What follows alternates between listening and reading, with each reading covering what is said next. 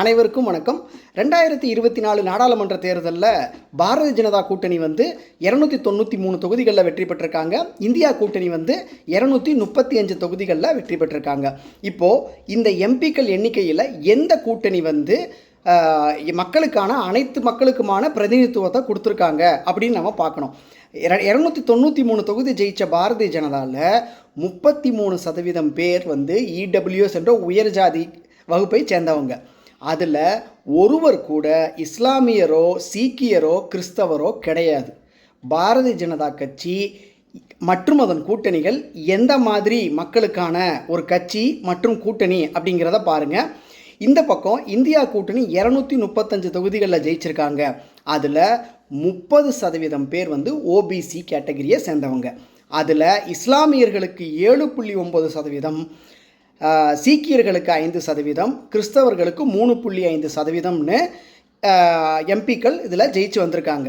So இந்த கூட்டணி தான் இன்க்ளூசிவ் அலையன்ஸ், இன்க்ளூசிவ் ஃபார் பீப்புளுக்கான அலையன்ஸ் இந்தியா அலையன்ஸு நிற்க.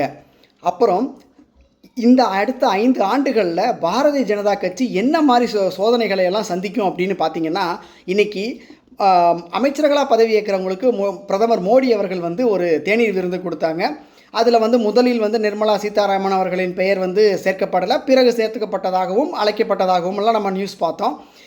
மத்திய இணையமைச்சர் பதவியை அஜித் பவார், மகாராஷ்டிராவில் அஜித் பவாருக்கு கொடுத்ததாகவும் அஜித் பவார் அதனை நிராகரிச்சிருக்கிறதாகவும் இப்போத்திய தகவல்கள் தெரிவிக்கின்றன.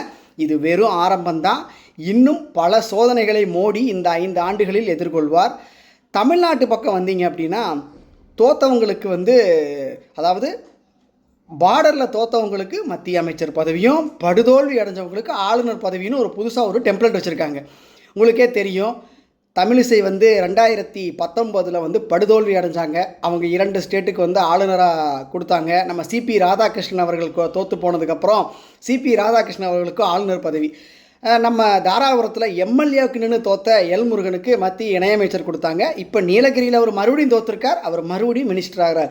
அதாவது மற்ற கட்சியிலெல்லாம் எம்பியா ஜெயிச்சா சென்ட்ரலில் கேபினெட் கொடுப்பாங்க, ஸ்டேட்டில் எம்எல்ஏவாக ஜெயிச்சா இங்கே இருக்கிற ஸ்டேட் மினிஸ்ட்ரி கொடுப்பாங்க. ஆனால் பாஜகவில் ஒரு வித்தியாசமான ஸ்ட்ராட்டஜி இருக்குது. நீ எம்எல்ஏக்கு தோத்தா இணையமைச்சர், நீ எம்பிக்கு நின்று தோத்தா கேபினெட் மினிஸ்டர்னு ஒரு வித்தியாசமான ஒரு கேட்டகரி வச்சுருக்காங்க. வித்தியாசமான பாலிசி.